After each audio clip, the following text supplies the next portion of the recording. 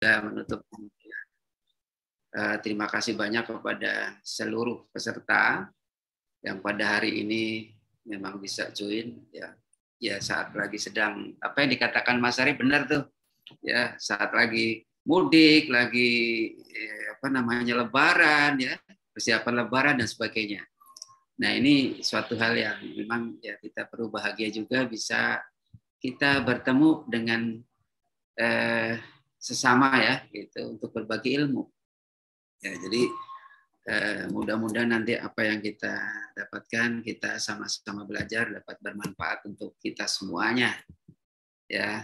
Dan tak lupa kita semangat ya. Saya kira ini penting juga walaupun kita dalam puasa tapi ini akhir-akhir detik terakhir ya Mas Arif ya. Jadi yang mudah-mudahan kita semangat, tetap semangat ya sampai nanti akhir Ramadan ini dan mendapatkan insya Allah fitrah ya.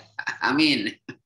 Baik, saya akan memulai, tapi pada intinya kami nanti akan belajar ya. Jadi kita saling bertukar pikir dan sebagainya. Ini saya harus mengeluarkan ke mana? Boleh di share screen terlebih dahulu, Pak Joko. Ya. Share screen-nya di bagian bawah ada tulisan share screen yang warna hijau. Ya udah.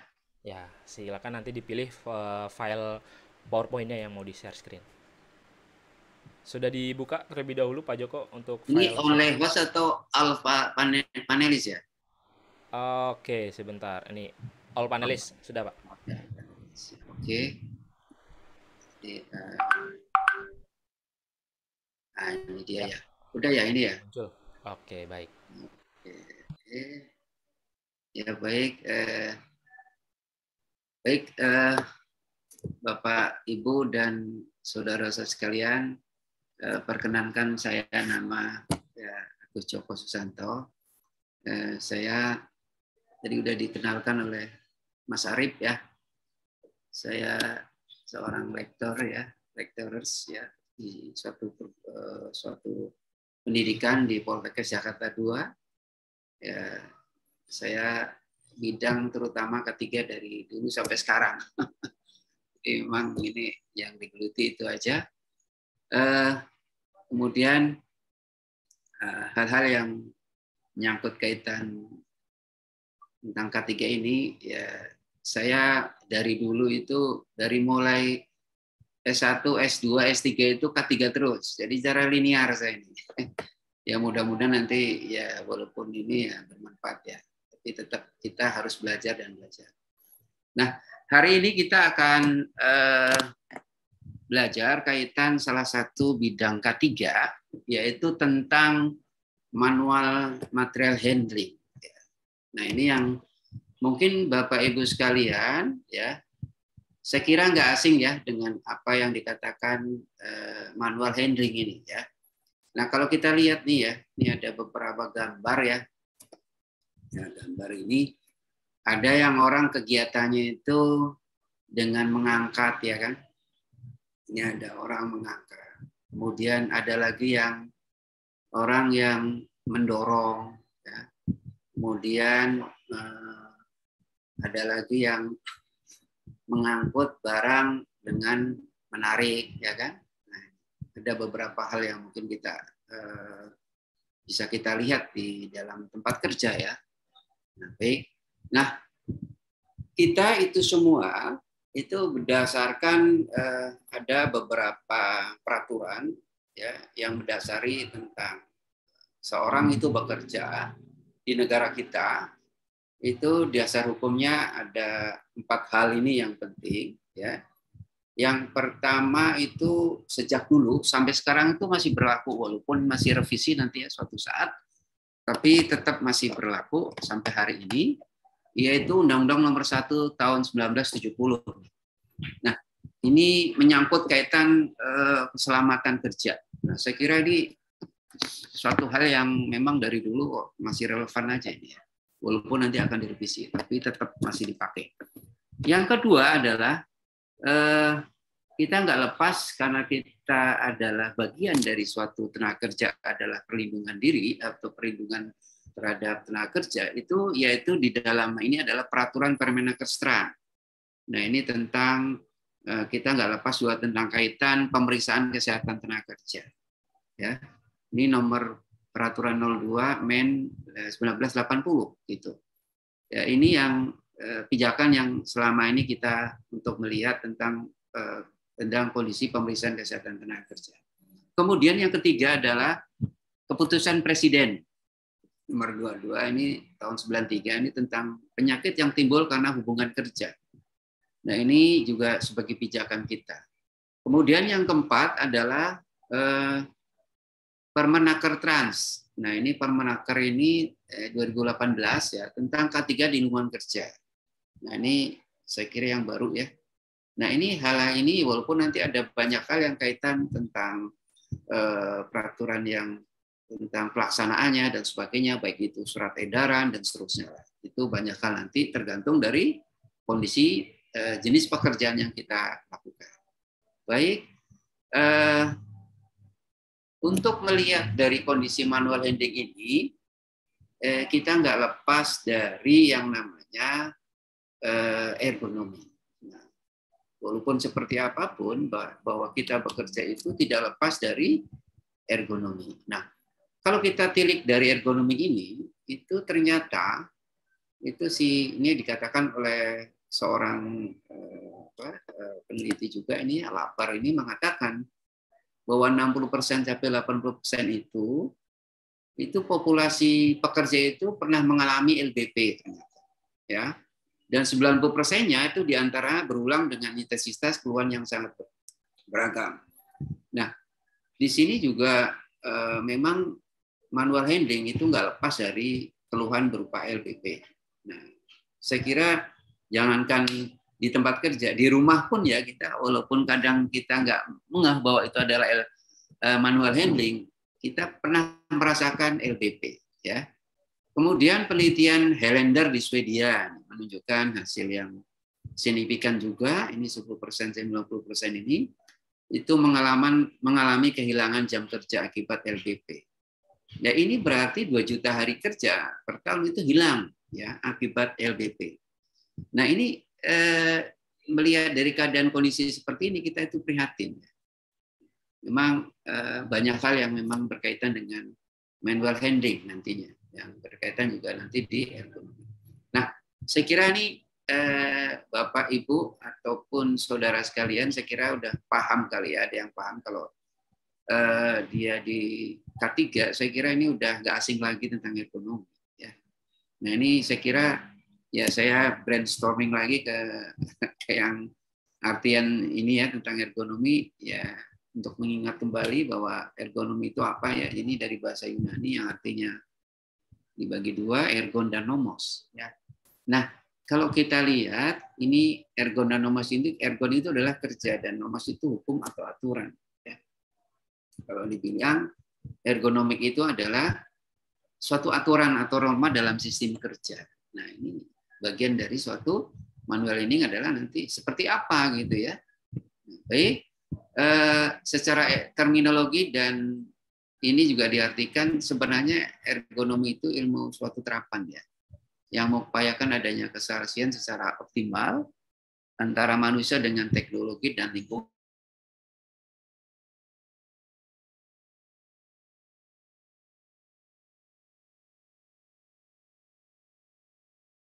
Namanya Passion.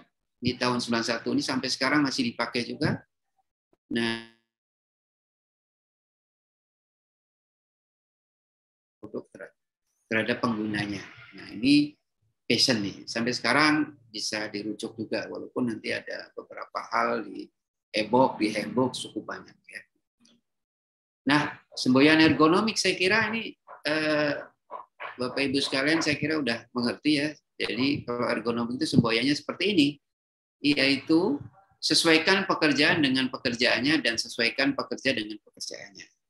Nah, fitting the task to the person and fitting the person to task.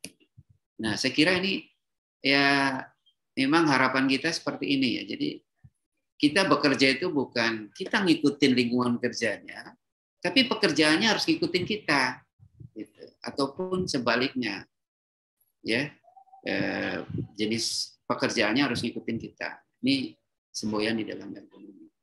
Nah, ini tujuannya saya kira mengatur kerja, ya, bagaimana mengatur kerja agar pekerja itu dapat melakukan pekerjaannya dengan rasa aman, nyaman, selamat, ya, efisien, efektif, dan produktif, serta terhindar dari bahaya yang timbul di tempat kerja.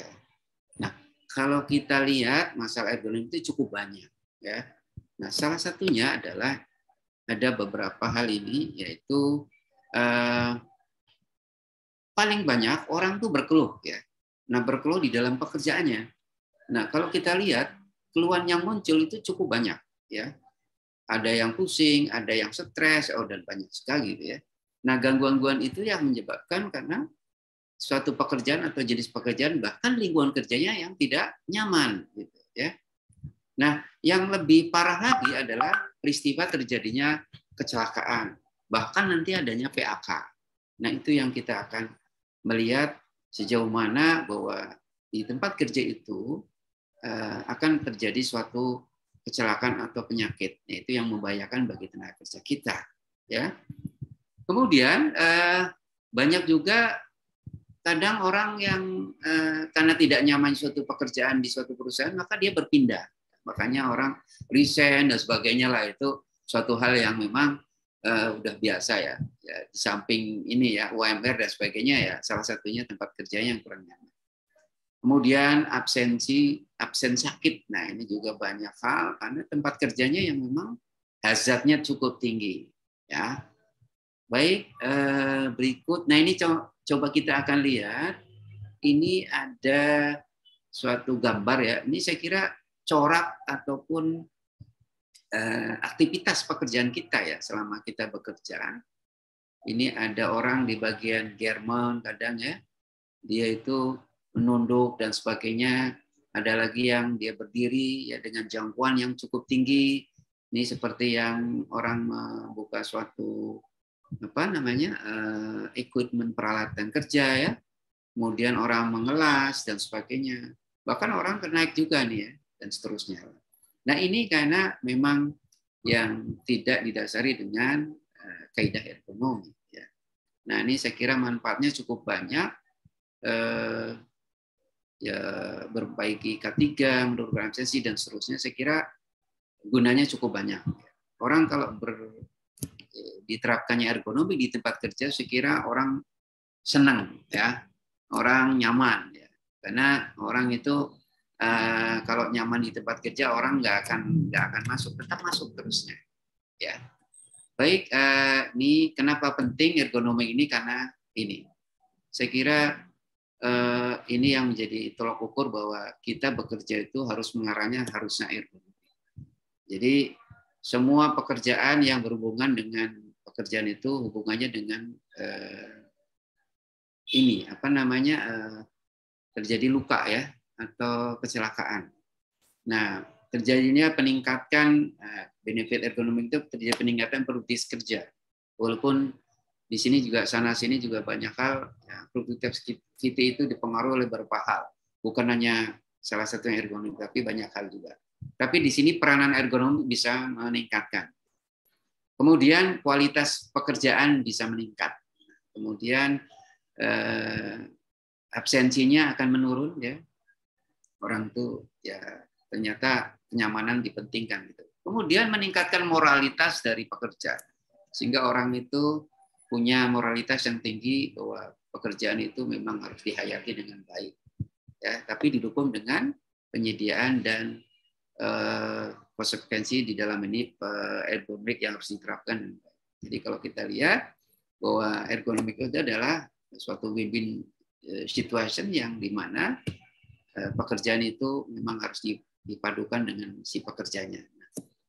Kita sekarang akan mengarah kepada salah satunya adalah manual handling, material handling. Nah, ini Bapak Ibu sekalian, saya kira udah sering mendengar, ya, istilah-istilah ini. Nah, istilah ini kalau dalam bahasanya itu kerennya emang sih manual handling, ya.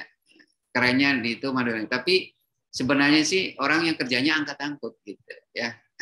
Jadi kerennya itu manual handling. Saya kira Bapak Ibu sudah mengerti ya banyak hal di lapangan itu yang berkaitan dengan manual material handling.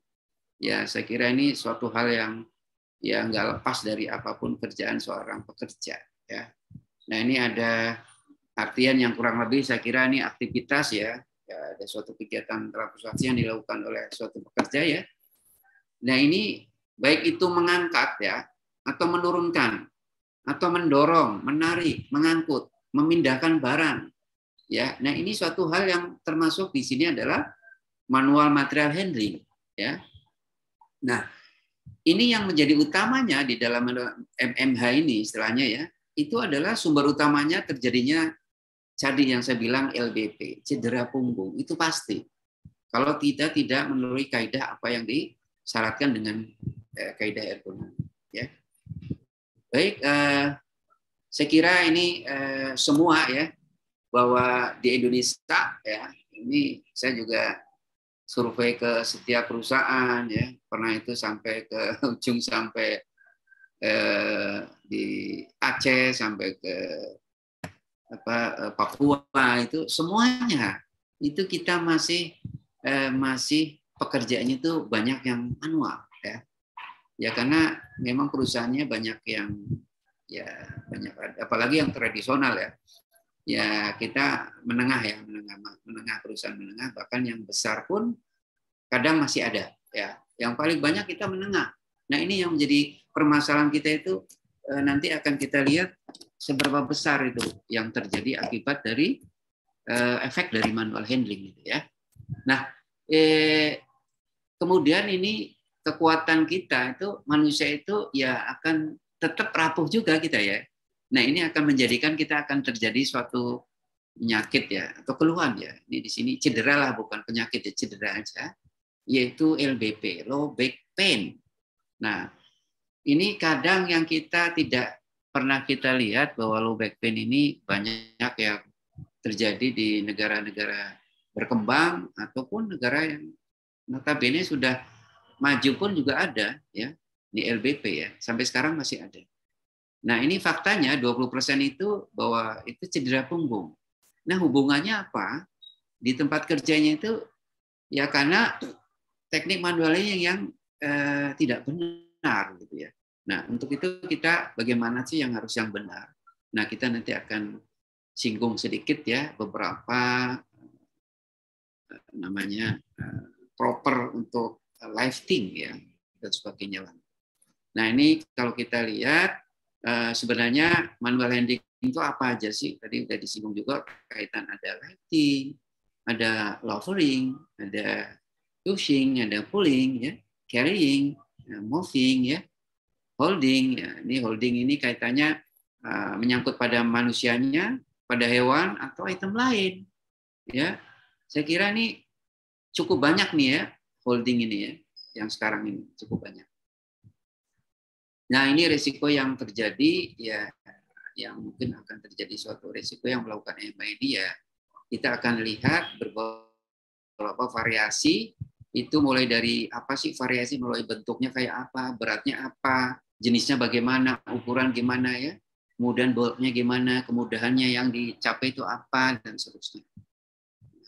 Nah, saya kira masalah utama itu di dalam MMA itu ini yaitu tidak menggunakan teknik mengangkat dan membawa dengan benar. Saya kira kita sebenarnya yang seperti apa sih yang benar, ya? Seperti apa sih yang sesuai dengan prosedural kita mengangkat. Nah, kita akan nanti bisa membuat suatu ada pijakan guideline-nya itu ya seperti apa gitu ya.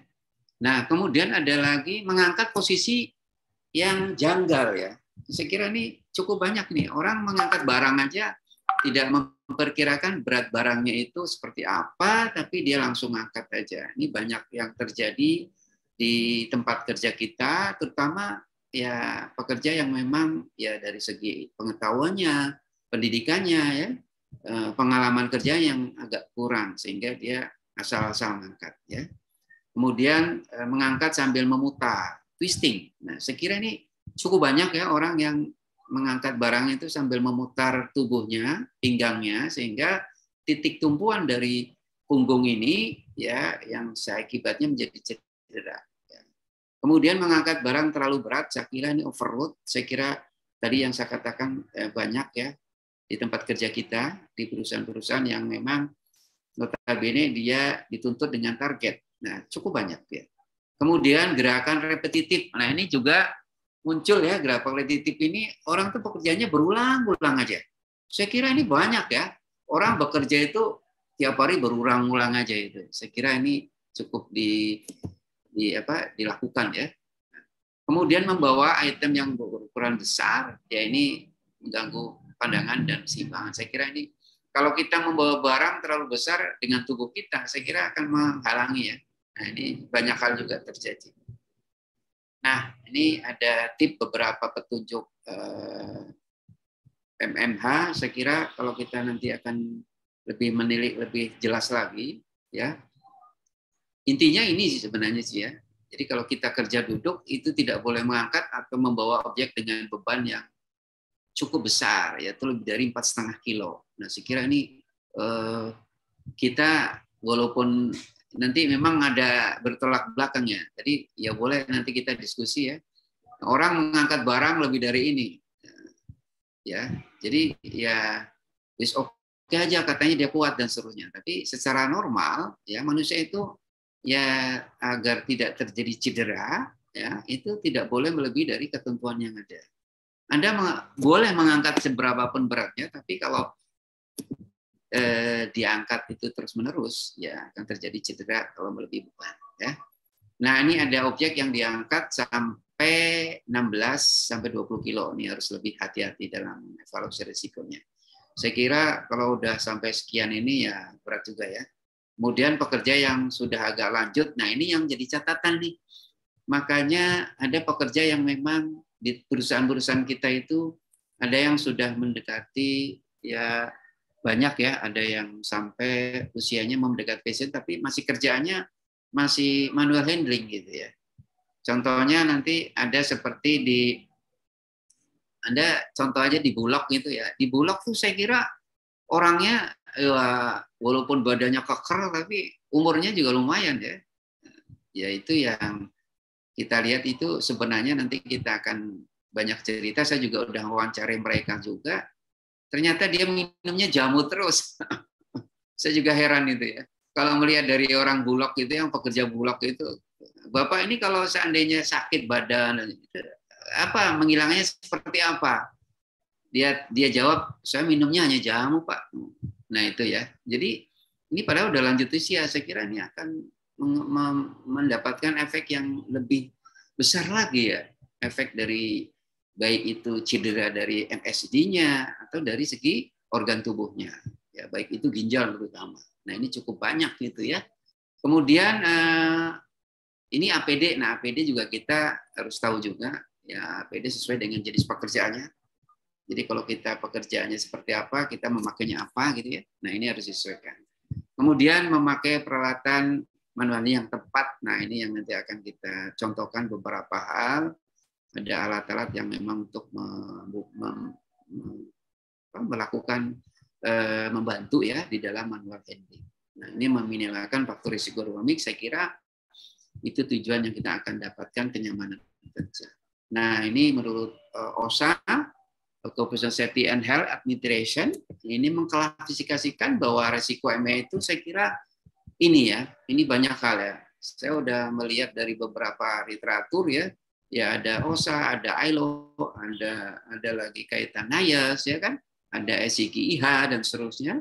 Nah, ada lagi si Grangen juga, dia juga muncul juga banyak, dia khusus kepada task and job ya. Jadi tugas dalam bekerja itu dia memang spesialis di dalam manual handling atau dalam hal ini adalah pekerjaan yang menggunakan otot. Nah, ini postur janggal. Postur janggal saya kira kita banyak yang tidak ngeh ya di dalam Human Tech nih, saya ambil di Human Tech nih. Human Tech ini dia khusus kepada jenis-jenis pekerjaan yang memang mengarahnya kepada ergonomik, yaitu MSD yang mengajarkan MSD ya. Nah ini postur janggal saya kira cukup banyak yang dilakukan oleh aktivitas posisi normal ya. Mohon maaf sebentar, mohon maaf. Maaf sebentar. Ya, baik. Jadi kalau seandainya kita melihat dari postur janggal ini, saya kira cukup banyak kita di tempat kerja yang posisinya kita banyak yang tidak normal. Ya. Banyak yang tidak normal yang hal ini akan mengakibatkan ya pasti akan cedera. Ya. Nah ini postur normal saya kira kalau kita lihat itu sesuai dengan anatomi tubuh kita, maka nanti akan terjadi yang adanya pergeseran atau penekanan bagian tubuh, ya seperti saraf, seperti tendon, ya.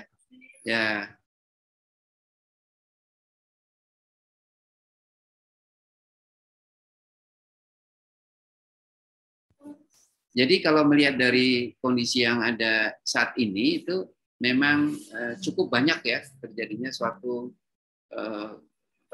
postur janggal ini dalam gerakan dalam bekerja itu sangat bermasalah ya. Jadi kalau melihat ini cukup banyak. Baik, nih kalau melihat dari gambar ini saya kira gambarnya pernah kita lihat ya. Bahkan tiap hari kita sering melihat ya. Orang bekerja kalau di perusahaan ini udah biasa bekerja. Ya, ada yang mengangkat ya kan. Nah, ini mengangkat barang, ada yang mendorong ya. Ada yang menarik ya. Ada yang menurunkan dan sebagainya. Nah, ini ada yang membawa ya. Nih, coba kalau kita lihat nih ada orang di Bulog nih, biasanya di Bulog ini cukup banyak orang yang mengangkatnya itu sampai misal kalau ini berkintal-kintal gimana ya, ini itu tadi yang saya katakan tadi ya, mereka banyak keluhan dan seterusnya lah. Nah ini kalau melihat dari mengangkat ya dia memaksakan diri walaupun dia tidak ngerti bahwa itu adalah bermasalah sebenarnya, tapi bagaimana ya dia juga akan tetap akan bermasalah gitu. Nah, ada lagi menahan ya, kerjaan yang menahan ya. Ada yang menekan ya, kayak di pinggir jalan dengan menggunakan kompaktor ini ya, yang banyak dilakukan oleh pekerja kita. Nah, ini ada yang memutar ya, twisting ya.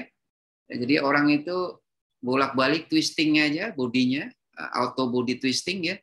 Nah, ini akan mempengaruhi nanti di dalam cedera punggung ya. Nah ini ada yang membungkuk ya. Saya kira membungkuk juga banyak ya di dalam pekerjaan yang memang tidak disadari itu adalah masalah ya. Nah yang kedua adalah beban. Beban ini saya kira orang bekerja dengan beban yang berbeda-beda ini akan menentukan terjadinya suatu cedera ya. Nah terutama pada otot ya.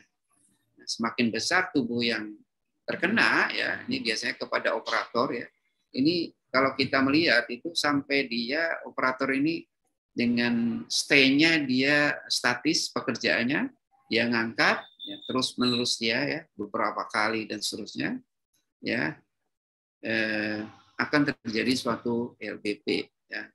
Baik, ini ada perbedaan perhitungan dari penggunaan suatu organ atau dalam ini anatomi tubuh kita ya. Ini sumbernya adalah di Chung Herbert ya, saya ngambil di Chung Herbert ini kalau antara pria dan wanita ini akan beda. Nah pada pria ini jangkauannya itu kalau shoulder ya di atas ini itu ini nggak boleh lebih dari 5 kilo. Ya, 5 kilo aja pun itu kurang waktu juga ya. Kemudian di lengannya ini juga dia hanya 10 kilo. Berikut di elbow-nya, di sikunya ya. Ini juga sama, ini lebih besar. Kalau elbow karena ada tumpuan dari tangan kita menekuk ya, itu jadi bebannya agak berat juga sih. Kemudian di knuckle ya. Ini di paha ini juga kita juga diatur ya, ini juga. Kemudian di middle lower leg ya, ini di kaki ya, Dari mulai bawah ini ya, ini 5 kilo, 10 kilo, ya, dan sampai 20 kilo. Nah, ini untuk pria. Kemudian wanita, saya kira wanita ini akan lebih jauh di bawah pria ya, karena emang kondisi tubuh wanita itu tidak untuk mengangkat yang agak berat-berat ya. Saya kira ada bedanya ya. Baik, ini tindakan yang memang harus dilakukan sesuai dengan batas angka di dalam workshop Australia. Ini kalau batas angkat level 1 itu batasnya 16. Nah, tindakannya tidak diperlukan tindakan khusus ya. Kalau Anda ngangkat nih ya 16 kilo nih ya. Tapi kalau repetitif terus ya, jadi ketentuannya kan tergantung dari mana organ tubuh kita ya. Mengangkatnya apakah melalui knuckle, akan melalui elbow atau melalui tadi yang bagian atas ya, atau di dalam pundak juga bisa. Nah, ini juga ya. Saya kira banyak hal ini ya. Kemudian asumsi ya beban stabil ini mudah digenggam. Nah, ini juga kita harus tahu juga. Jadi pekerjaan-pekerjaan yang memang ada dari kondisi tangan kita itu baik itu memutar ya atau tidak itu harus diatur itu. Nah, saya kira ini kadang kita tidak ngehnya di sini. Kita banyak hal yang orang mengaku bahwa dia itu kuat dan dia biasa aja. Ya, tapi lama-lama karena faktor repetitif, dia baru merasakan adanya cedera. Nah, itu yang menjadikan bahayanya suatu pekerjaan yang selama ini kita tidak ngeh untuk ke pekerjaannya itu. Nah, ini kalau profesi mengangkat dan menurunkan beban, ini ada ketentuannya, ini 30%. Jadi kalau dilakukan 1-2 kali per menit, itu bebannya dikurangi 30%. Ya, kalau dilakukan 5-8 kali per menit, ini juga harus lebih besar lagi ya. Jadi tidak boleh stagnan, artinya itu misalkan 5 kali terus menerusan aja tanpa dikurangi beban yang dia bawa gitu, ya.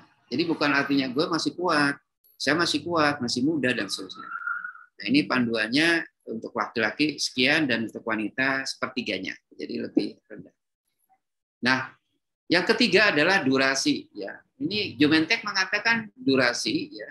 Nah, durasi ini kita boleh bekerja.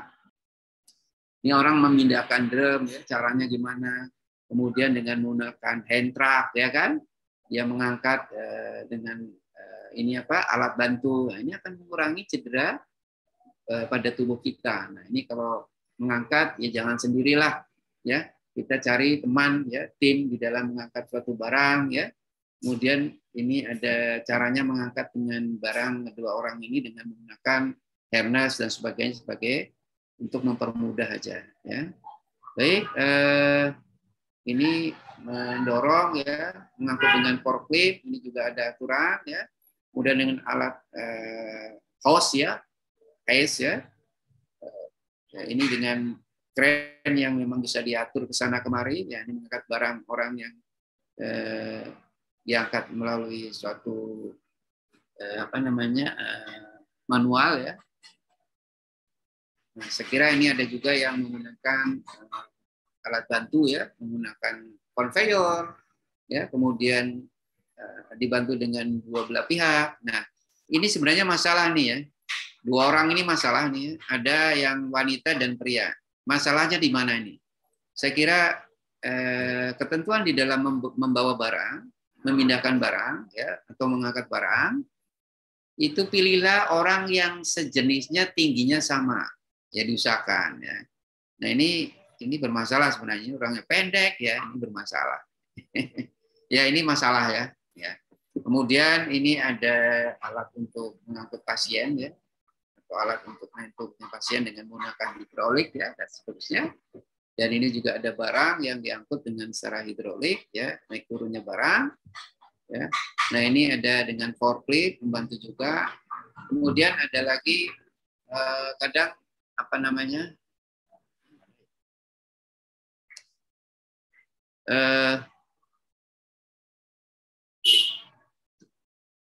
mengakibatkan kalau kita ini tuh bermasalah ya. Nah, untuk itu makanya sering kita klaim ya. Nah, klaimnya itu di mana ya, nanti insuran ya yang bekerja sama dengan pihak perusahaan. Saya kira nih klaim ini sampai hari ini ya Ada yang di cover, ada yang enggak juga. Ya, tergantung ya. Kalau memang dia sifatnya yang berat, ya berarti ya ada tertentu juga ya. Sekarang BPJS juga tergantung ya. Kemudian mengangkat orang ya, memindahkan orang ya. Nah ini harus seperti apa? Nah ini udah canggih dengan alat bantunya ya, memindahkan pasien, mengangkat pasien ya. Nah ini dengan alat bantunya yaitu ini ya, kursi manual ini dengan mesin ya. Kemudian mengangkut barang atau mengangkat dengan tandu ini ya, orang ya menggunakan alat bantu. Nah ini akan mempermudah kita. Kalaupun tidak ada alat bantu, nah berarti kita kerja tim ya. Nah ini yang perlu diketahui dan dikerja tim.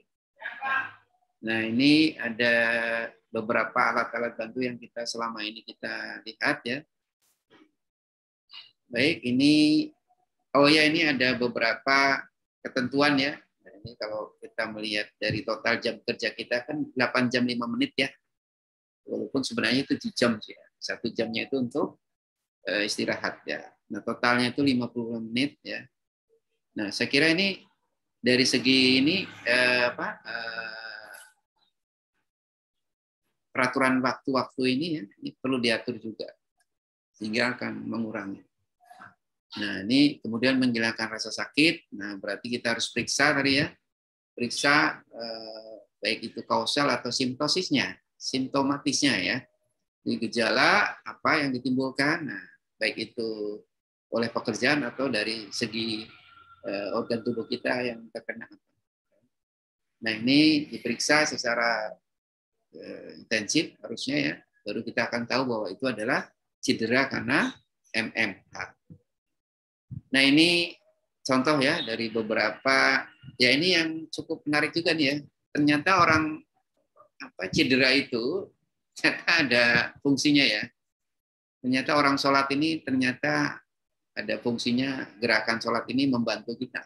Ya, kita bisa menyehatkan badan, betul sholat. Karena gerakannya tanpa disadari, baik ruku, sujud ya. Ini dengan tren waktu yang berbeda-beda, membantu kita akan mengurangi rasa cedera atau sakit, bahkan menyehatkan, itu terbukti. Kemudian ada lagi yang kalau kita kadang nyeri punggung ya, kadang ya sebenarnya sih ya ada ya yang nyeri punggung itu akibat dibilang katanya kurang air dan sebagainya. Saya kira kalau kurang air itu kinerja ginjal yang jelek jadinya ya. Nah, kalau dalam pekerjaan itu harus ada namanya nanti exercise. Ya. Nah sebenarnya cedera punggung dan sebagainya itu di dalam hal ini membantu adalah renang. Ini sudah dibuktikan para orang-orang yang berenang ternyata dia nyaman punggungnya ya. Nah, saya kira nanti kita membudidayakan renang. Baik, ini exercise-nya saya kira kalau orang yang bekerja MMA tadi ya kita menurun naikkan dari punggung kita ya, naik turun ya. Kemudian step 2 ya kita tarik ya ini kaki ke depan ya saat kita menengadah ke atas ya. Nah ini kurang lebih ya 5 menit atau 10 menit ya. Boleh. Kemudian menekuk ya ini lutut kaki ya. Sebaliknya ya ini ya ini nanti akan dinaikkan juga kaki yang ditumpangi kaki yang satunya ke depan. Ini akan mengurangi dari cedera punggung ya. Kemudian ini juga ada untuk melatih pernapasan ya. Jadi orang duduk dengan kaki yang diselonjorkan ke belakang satu dan tekuk di sebelah satunya lagi. Ini selama kurang lebih ya menit ya. Kemudian kita tidur ya. Tidur, nah ini kita tekuk ke belakang ya, ini juga sama, namanya press up. Ya. Nah, dengan cara itu disebut di atas, ya mudah-mudahan kita dapat keadaan sehat walafiat, ya mudah-mudahan Allah Subhanahu Wa Taala selalu menolong kita semuanya. Amin. Saya kira terima kasih banyak ya.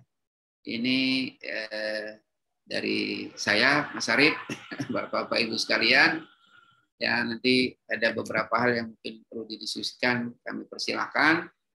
Untuk itu diharapkan ya nanti ini ada gambar nih ya, orang dari yang kecil kemudian menengah besar banget. Nah, saya kira ini ya apakah seperti ini kita dikatakan sehat ya? Nah, is now ya, kita nggak tahu juga ya. Saya kira itu aja Mas Arif. Saya kembalikan kepada moderator yang nanti akan dipandu. Ya, saya kira waktu sepenuhnya kami kembalikan kepada Mas Arif. Assalamualaikum warahmatullahi wabarakatuh. Waalaikumsalam warahmatullahi wabarakatuh. Terima kasih Pak Agus Joko Susanto, luar biasa materinya. Nah, teman-teman semuanya, ini sudah banyak yang bertanya. Jadi sebelum kita masuk ke dalam sesi diskusi, ya, saya akan memberi informasi terlebih dahulu buat teman-teman semuanya. Baik, saya akan share screen terlebih dahulu. Teman-teman semuanya, pastikan teman-teman sudah install aplikasi Mika Pro dan berstatus Platinum, karena untuk sertifikat akan tertayang apabila teman-teman sudah berstatus Platinum Mika Pro-nya ya. Jadi pastikan teman-teman sudah install aplikasi Mika Pro dan berstatus Platinum. Dan juga teman-teman pastikan juga sudah subscribe channel YouTube-nya Kak Cik Denny, karena di sini sudah ada beberapa rekaman video kolega yang sebelumnya dan juga beberapa video-video menarik lainnya seputar K3 sudah diupload juga di aplikasi di channel YouTube-nya Kak Cik Denny. Dan juga teman-teman semuanya akan ada informasi tambahan buat teman-teman semuanya mengenai perpanjangan lisensi dan juga beberapa pelatihan yang diadakan oleh Mediatama, dan tentunya pasti banyak diskonnya yang diberikan oleh Mediatama. Silahkan Kak Cik Denny. Oke, terima kasih Pak Arif, terima kasih Pak Joko. Wah, luar biasa ya materi kita hari ini. Saya izin tadi telat sebentar, ada kegiatan. Oke, terima kasih Pak Joko atas presentasinya. Oke, teman-teman semua, sebelum kita masuk ke sesi tanya-jawab, ada informasi nih. Kalau teman-teman punya SKP ahli K3 umum, pastikan SKP-nya tidak expired lebih dari 1 tahun. Kenapa? Karena harus refreshment. Nah, ini kebetulan Mediatama ada program ya, hanya cukup 1,499 aja, teman-teman bisa memperpanjang SKP-nya. Sedangkan kalau teman-teman levelnya petugas atau lisensi, itu juga harus ada perpanjang juga terkait dengan lisensi atau SIO-nya. Nah, ini juga ada diskon 50% untuk perpanjangan ini ya. Lalu kalau teman-teman semua perusahaannya mau sertifikasi SMK 3, kalau kontraktor, nah ini kita ada harga khusus nih, 19,5 juta saja, perusahaan Bapak Ibu semua sudah tersertifikasi SMK 3 ya. Tapi kalau perusahaan Bapak Ibu semua perusahaannya pabrik atau manufaktur, nah ini hanya 24,5 juta saja. Pak, bagaimana kalau saya mau sertifikasi juga sekalian sama ISO 9001, 14001, ya 45001. Nah, ini juga ada teman-teman semua. Bisa ambil paket ya, langsung dapat 4 sertifikasi. Lanjut. Nah, kalau teman-teman semua mau sertifikasi ahli K3 umum, nah Mediatama ada THR Lebaran nih, diskonnya 50%, tapi transaksinya di tanggal 2 dan tanggal 3. Pastikan teman-teman semua tanggal 2 sama tanggal 3 kalau mau dapat harga khusus, berapa sih harga khususnya? Kalau teman-teman pribadi hanya 2,5 juta saja ya, 2,5 juta saja untuk ikut ahli K3 umum. Tapi transaksinya di tanggal 2 dan tanggal 3 Mei pada saat Lebaran. Pak, bagaimana kalau sudah lewat itu? Nah, kalau sudah lewat itu ada yang namanya promo harga early bird ya, 3 jutaan saja ya. Jadi gunakan kesempatan ini di tanggal 2 sampai tanggal 3 kita ada THR Lebaran untuk ahli K3 umum cuma 2,5 juta saja. Nah, kalau levelnya teman-teman pendidikannya SMA, bisa juga yang ikut yang BNSP untuk ahli K3 umumnya ya, karena yang Kemenaker wajib minimal D3. Nah, kalau sudah ahli K3 umum, lanjutin lagi ke auditor SMK 3. Nah, auditor SMK 3 ini teman-teman trainingnya secara online, dan ini juga 2 jutaan saja nih teman-teman semua bisa ikut training auditor SMK 3. Kalau teman-teman semua kerja di PLN, Kogindo Daya Bersama, PJB, Indonesia Power, pasti diminta nih, harus punya sertifikasi dan lisensi teknisi K3 listrik. Nah, ini ambil teman-teman semua ini ya. Ini blended training. Nah, kalau teman-teman semua sudah levelnya ahli, nah mau tender nih, dayanya itu 200 kVA, wajib ada ahli K3 listrik. Kalau tender di PLN, nggak ada ahli K3 listrik, wah bisa-bisa teman-teman gagal nih perusahaannya ya. Nah, kalau teman-teman kontraktor, nah beda lagi nih, kontraktor konstruksi harus punya sertifikasi ahli muda K3 konstruksi. Ini juga 3 jutaan saja nih teman-teman ya. Kalau misalkan teman-teman semua mengawasi peranca, ada level supervisor peranca. Tapi kalau memasang peranca, ada teknisi K3 peranca. Nah, ini teman-teman bisa join di supervisor peranca dan teknisi K3 peranca. Gunakan kesempatan H-10 lunas dengan harga early bird.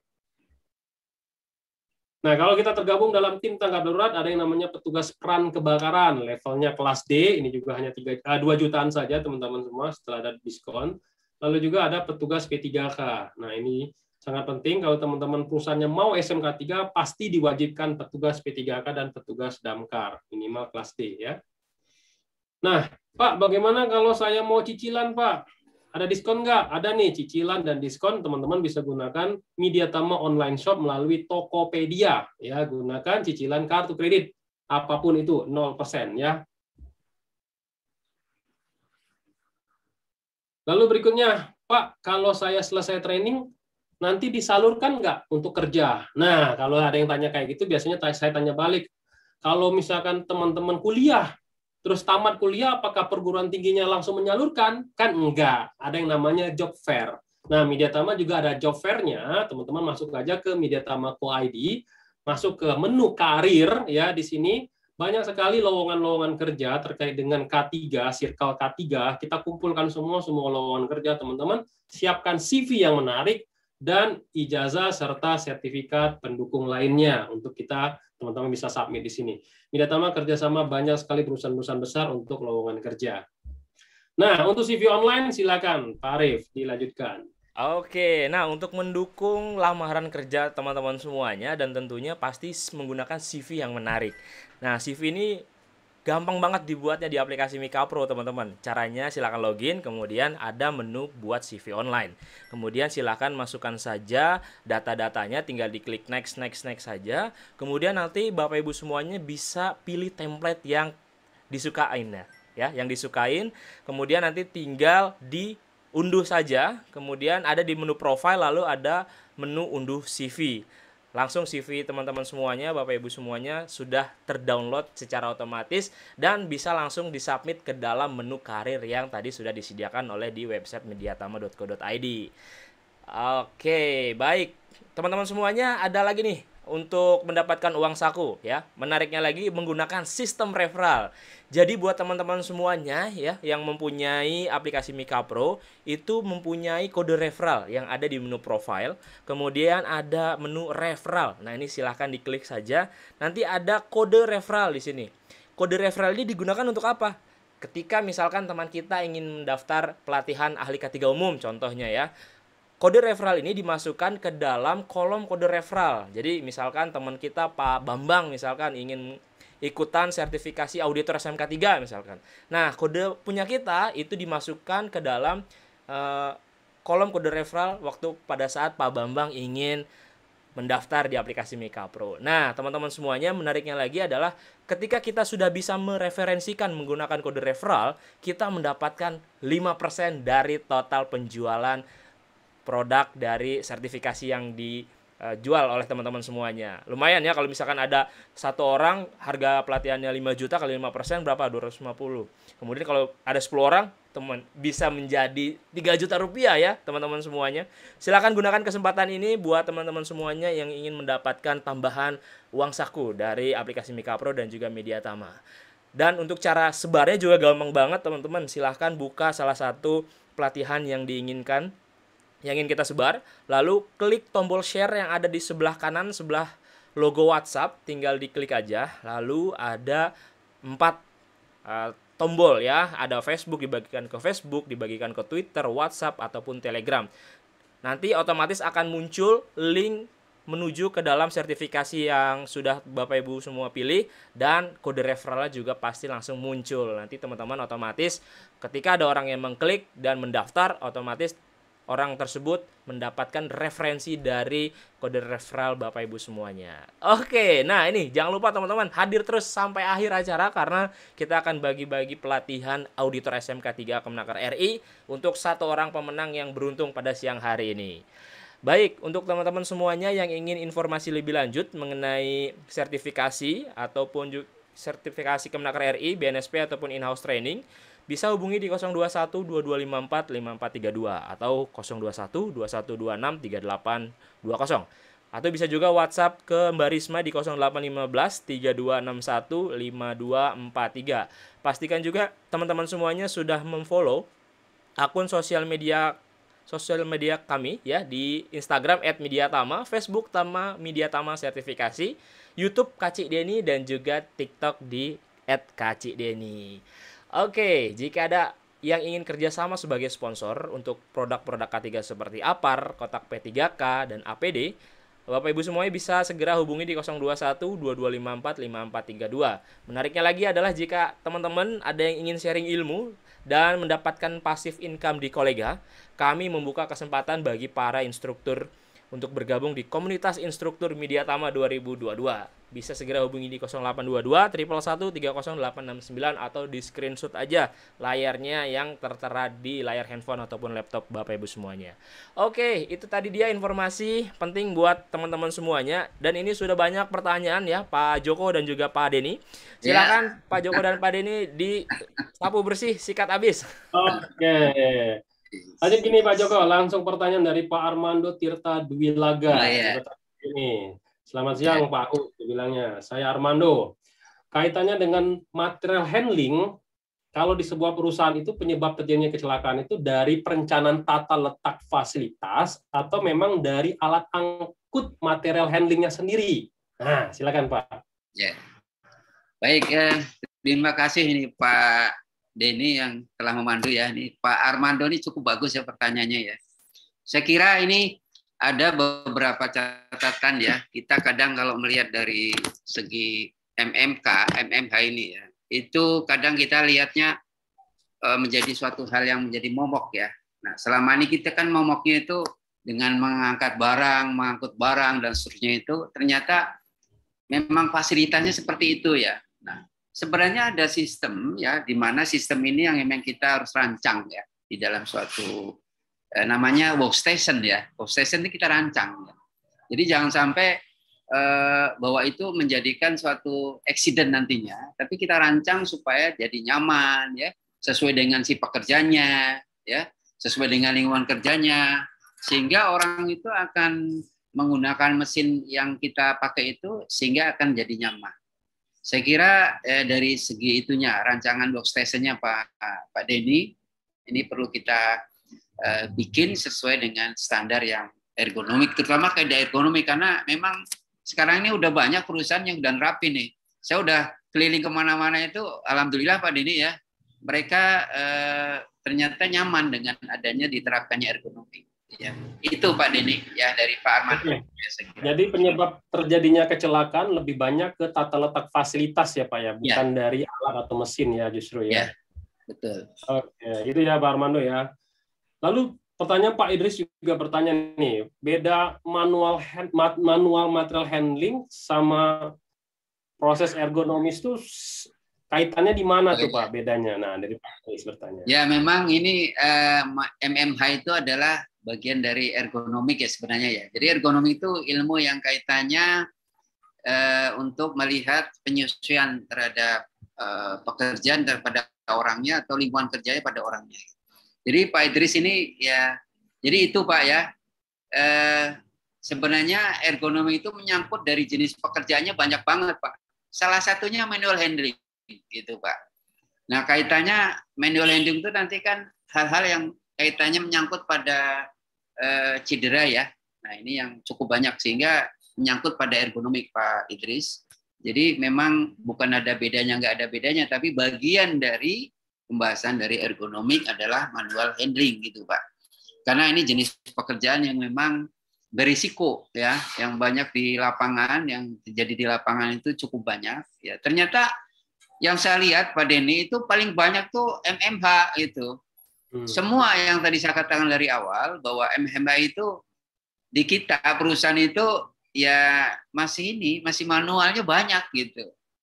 Iya, masih manualnya banyak dibanding dengan yang sudah mesin yang dengan alat bantu mesin yang cukup udah canggih ya. Contoh nih saya lihat di Chandra Asri waktu itu. Chandra Asri udah cukup bagus karena dia memang skala internasional ya udah diterapkan ya.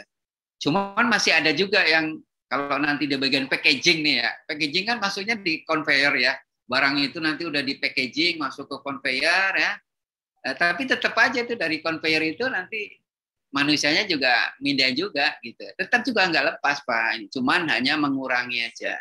Nah ini yang kita settingan harus mengurangi. Jadi begitu Pak Idris ya, jadi memang bukan ada bedanya, tapi memang bagian dari ergonomi manual handling itu bagian dari kita bicarakan di dalam ergonomi. Itu Pak Dini. Terima kasih Pak. Nah, ini menyangkut juga mengenai handling. Pak Musanif Effendi juga bertanya, kalau pekerjaan yang bekerjanya lebih dari 3 jam, kira-kira APD yang cocok itu untuk mengurangi cedera ergonomi itu apa tuh Pak? Karena nanti kaitannya terkait dengan APD. Ya, APD untuk pengangkatan khusus itu yang mengurangi cedera punggung itu seperti apa Pak? Ya. Nah, ini makanya kalau kita lihat ya, kita jenis pekerjaan itu kan ada bermacam-macam ya. Ada menggunakan alat mesin, ada menggunakan manual, ada menggunakan peralatan equipment MMH ya. Nah, kita lihat dulu. Nah, kita tadi udah disinggung kaitan berapa sih frekuensinya yang kita akan lakukan ya. Itu ada batasannya. Jadi tidak boleh terlalu lama Pak Dini. Jadi memang harus jenis-jenis pekerjaan tertentu yang memang itu dikerjakan harus sekian waktunya. Contoh nih misalkan ya, contoh kalau orang kerja di convenience space ya kan, di dalam tuh ya, dia bawa alat tuh, barang, itu udah diperkirakan dengan izin kerja itu harus sekian waktunya dan seterusnya, sehingga jadi orang tidak bermasalah ya. Nah, kemudian kaitan tadi APD ya, saya kira ini APD ditentukan oleh jenis pekerjaannya, di mana jenis pekerjaannya itu apa, sehingga APD-nya menyesuaikan. Nah, ini APD ini cukup banyak dipakai oleh si pekerja, kadang juga nggak dipakai, ini banyak juga ya. Karena banyak yang ribet, banyak yang kadang orang ini menggunakan APD malah jadi ribet. Ada juga seperti itu. Nah, sehingga karena apa? Karena tidak SNI Pak atau SI ya. Ya kadang kita APD kita mohon maaf nih ya, banyak di lapangan itu hanya menggugurkan regulation ya. Ya, jadi yang penting ada gitu. Dalam Undang-Undang Nomor 170 kan ada itu di pasal 12 ya. Jadi itu bahwa setiap pengusaha harus menyediakan alat APD secara cuma-cuma kan gitu. Nah, ini yang jadikan masalahnya di situ Pak Denny. Tapi harapan kalau yang lebih ininya bahwa perusahaan yang komit terhadap K3 saya kira lebih baik. Saya kira lebih baik. Gitu. Kira-kira ada APD khusus untuk penahan punggung nggak Pak ya, untuk penahan ergonomis? Karena saya beberapa kali melihat tuh di pabrik itu kayak ada semacam penahan punggung untuk yang dipasang di selangkangan kayak gitu Pak, untuk misalkan dia mau angkat kayak gitu. Nah, ada nggak Pak? Gitu? Saya kira kalau jenis pekerjaan itu kalau melihat dari jenis APD-nya itu ya secara ininya belum ada Pak ya. Tapi itu kan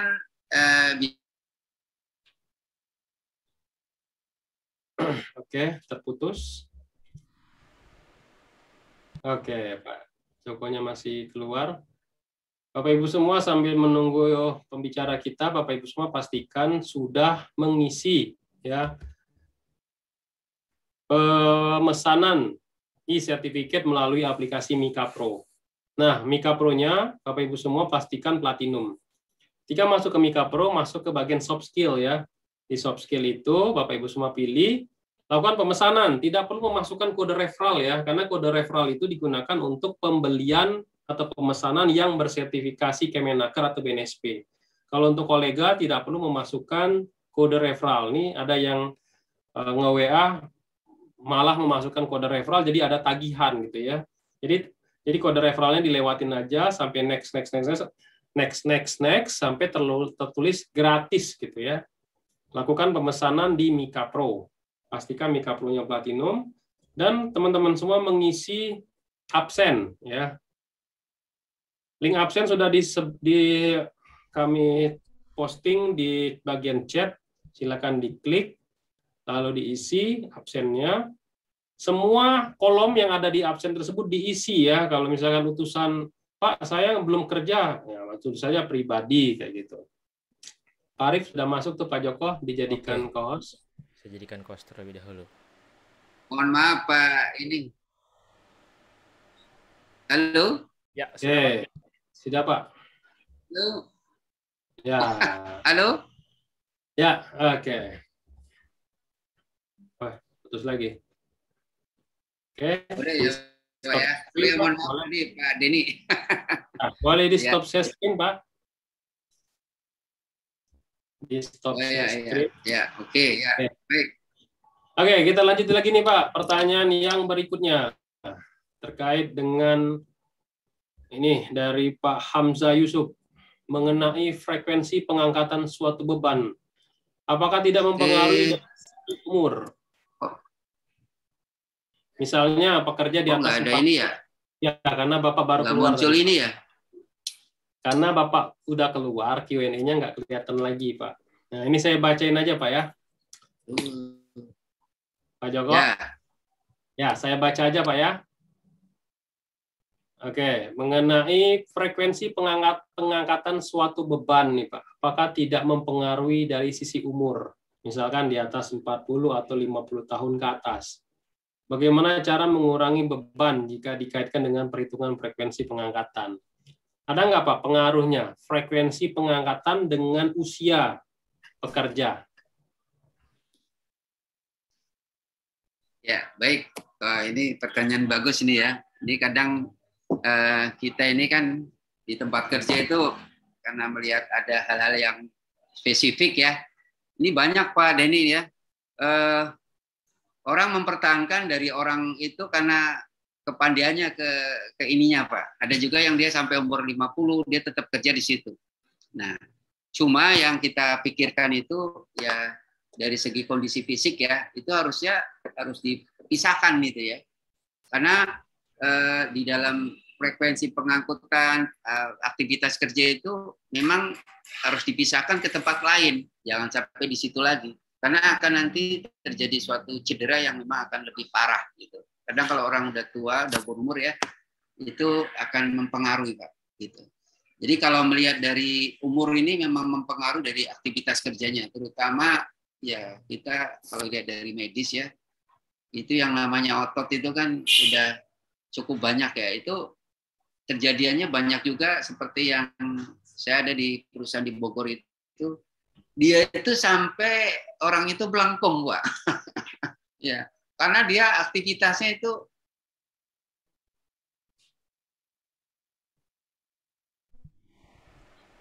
Sepertinya.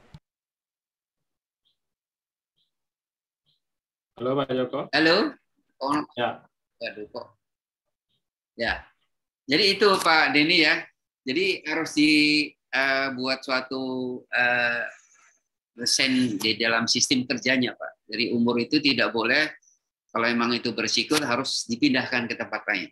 Ya, karena untuk kaitannya beban ya, beban kerja fisiknya sudah lemah. Nah, ataupun ya kalau memang dipertahankan itu memang dari segi retensi jenis pekerjaannya itu dikecilin Pak gitu. Dikecilin gitu. Jadinya yang memang bebannya itu tadinya berapa gitu dikecilin, dibawain lagi supaya nanti bisa tidak terjadi cedera Pak gitu. Nah, itu yang memang bisa kita desain ya di dalam suatu pekerjaan Pak gitu. Itu Pak. Oke. Korelasinya terhadap perhitungan frekuensi pengangkatan seperti apa, Pak? Jadi dia misalkan setiap hari mengangkat atau hanya dibatasi 3 jam aja, itu seperti apa, Pak? Ya. Ya. Ya, artinya tadi saya bilang bahwa retensi di dalam dia kekuatan karena umur itu ya ototnya akan berkurang. Pak. Jadi kalau dia biasanya kerja 3 jam ya full ya, dengan aktivitas yang terus ya, nah itu kan dibatasi tadi ya, itu tidak boleh. Ya, jadi kalau melihat dari umur itu tidak boleh ditempatkan di tempat itu terus-menerus Pak. Harus digantikan ke tempat lain atau dikurangi retensi kerjanya, volume kerjanya. Sehingga ini akan membuat orang itu akan nyaman, sehingga tidak akan terjadi suatu kemudian hari akan cedera. Itu Pak. Yang sudah-sudah seperti itu yang saya lihat ya. Kadang ini juga di karyawan juga ada itu ya. Ini kok orangnya, tapi dari segi fisiknya oke aja, dibilang katanya masih oke Pak, masih oke. Tapi bukan masalah oke tidaknya ya.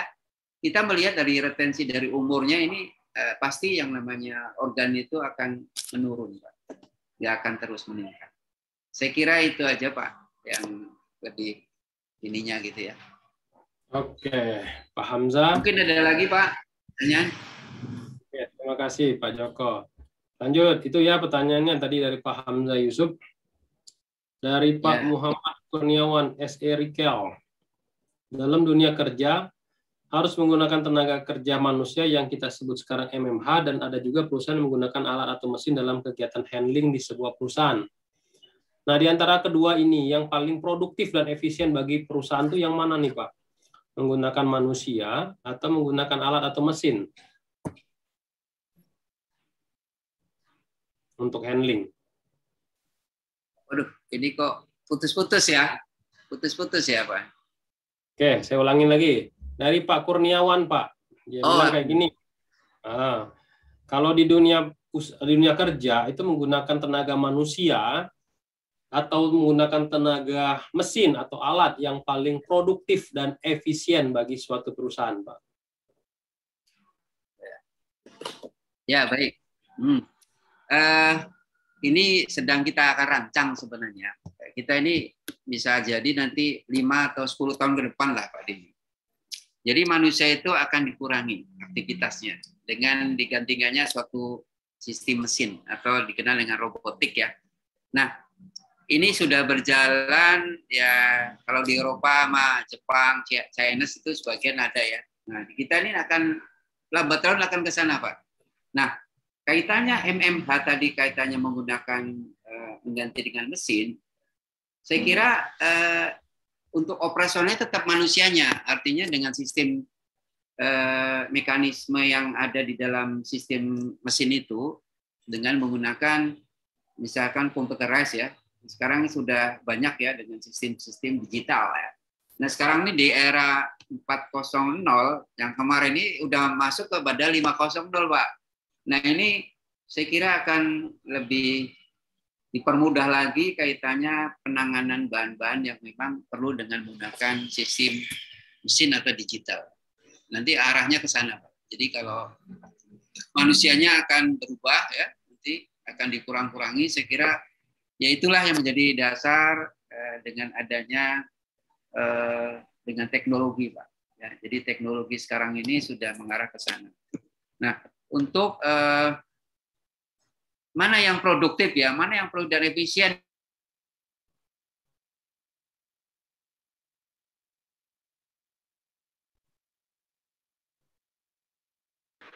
Halo? Kok putus-putus ya? Halo? Ya, Pak.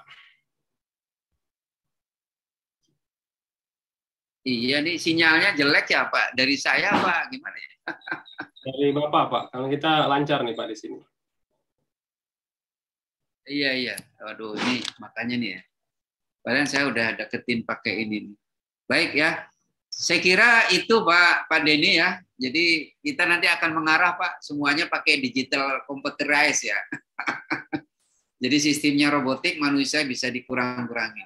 Sekarang sudah berjalan ke sana. Secara efisiensi, kalau melihat dari segi perusahaan itu efisiensi dengan menggunakan sistem digital Pak. Karena akan mengurangi klaim-klaim yang ya katanya sih Pak ya, itu kalau manusia itu susah diatur, kayak banyak klaim-klaim yang terjadi gitu. Nah itu kenapa kok nanti akan mengarah ke sana, karena sistemnya udah akan berubah suatu saat. Saya kira itu saja. Oke, terima kasih Pak Joko. Jadi kalau ngomongin soal keproduktif dan efisien sudah jelas kalau menggunakan mesin ya Bapak Ibu semua ya. Cuma nanti ada faktor ada faktor lain ya, humanity-nya nanti termanusianya nanti akan dikurangi ya, itu nanti ada beban moral ya bagi seorang. Oke, lanjut lagi. Kita buka raise hand. Jadi kalau teman-teman semua mau langsung bertanya, Bapak Ibu semua, silakan tekan tombol raise hand. Kita akan buka, teman-teman. Silakan di unmute ya. Muhammad Raffi dan Kulberson Mamahid. Silakan di unmute. Yang mana duluan terlebih dahulu? Oke, Pak Kulberson, silakan. Dari mana, Pak? Saya dari Jakarta, Pak. Perkenalkan, nama saya Kulberson sebagai HSE Supervisor di PT Jacob Konsultan Konstruksi, Pak. Yang saya mau tanyakan begini, Pak. Saya menangani pembangunan gedung, Pak. Dan itu salah satunya manual handling. Nah, ini kebanyakan pekerjaannya nih ngeyel, Pak. Pengangkatan, pernah saya menstop pekerjaan itu pengangkatan 300 kilo diangkat dengan 6 orang, Pak. Dengan alasan mereka ngejar target. Nah, itu sempat konflik, Pak, karena secara regulasi mereka itu belum paham, Pak. Padahal di izin kerja itu sudah saya buatkan bahwa setiap manual handling itu lebih dari 20 kilo harus menggunakan alat bantu. Tidak boleh diangkat secara manusia. Nah, yang saya mau tanyakan gini, Pak.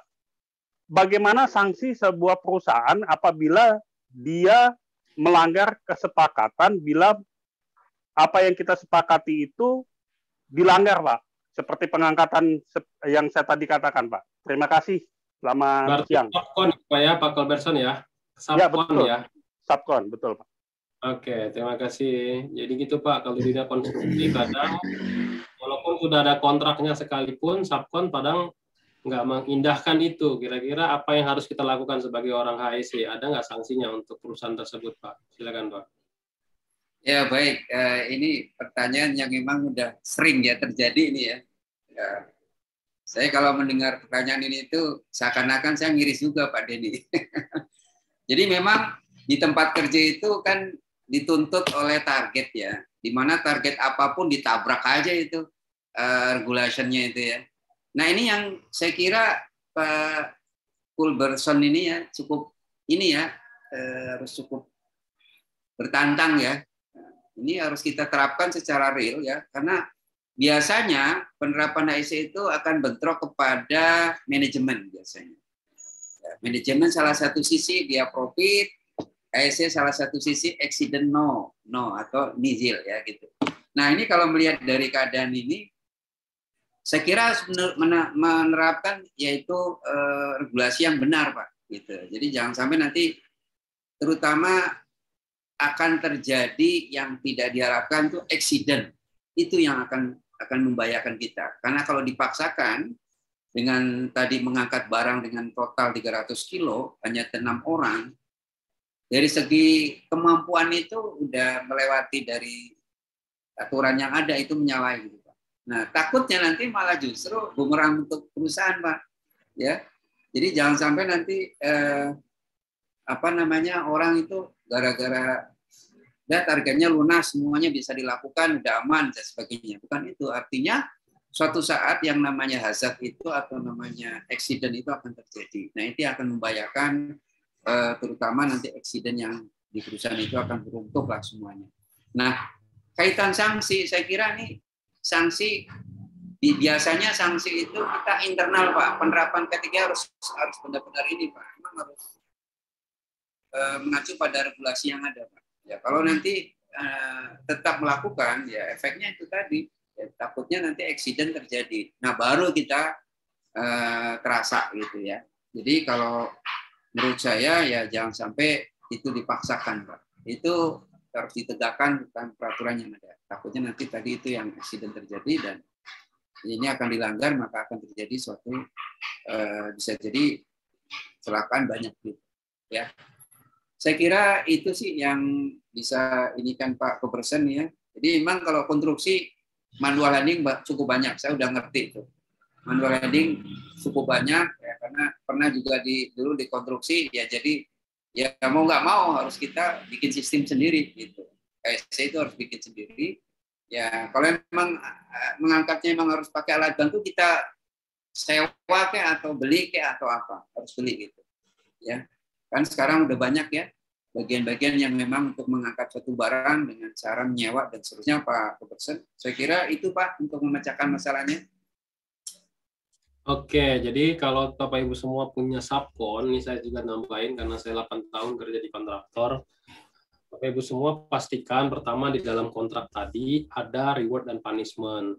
Kalau di dalam kontrak tadi berbunyi memang harus ada alat bantu untuk angkatan yang lebih dari 20 kilo, lampirkan juga semacam fakta integritas. Kalau melanggar ada ketentuan untuk memberikan sanksi yang dipotong dari nilai kontrak. Nah, itu bisa berefek juga terhadap penerapan K3 ya. Jadi gitu Bapak Ibu semua ya. Dan kalau kita sebagai owner juga pada saat memilih vendor, kita sebagai orang K3 juga wajib dilibatkan pada saat negosiasi kepada vendor itu, gitu ya, Pak Culbertson ya. Nah, itu bisa menjadi kesepakatan. Dan kalau bisa juga pada saat ada rapat-rapat bulanan, Pak Culbertson juga mengundang para vendor-vendor tersebut terkait dengan kalau terjadi pelanggaran-pelanggaran K3, seperti tadi pengangkatan lebih dari 20 kilo, apalagi 300 kilo. Ya. Oke, dilanjutkan kembali pertanyaannya. Silakan Bapak Ibu semua di raise hand kalau ada yang mau bertanya ya. Oke, kita lanjut lagi terkait dengan pertanyaan dari Pak Kuswoyo. Ya, Pak Kuswoyo bertanya, kira-kira tipsnya supaya, ini rumus mudah, maksudnya rumus mudah itu adalah tipsnya supaya keselamatan itu ditaati oleh pekerja dan tujuannya tegas ya untuk menanggulangi kecelakaan itu seperti apa sih Pak? Tips dan triknya silakan Pak Joko. Saya kira ini ya banyak sudah menerapkan ya perusahaan-perusahaan besar itu ya, yang saya lihat itu ada beberapa yang memang harus dibuat ya. Biasanya itu HSE membuat itu ya untuk progresif ke depan itu terhadap jenis pekerjaan yang berisiko tinggi gitu ya. Nah, seperti apa gitu. Nah, nanti kita buat klausalnya, baik itu step and step-nya, baik itu nanti pencegahnya ya.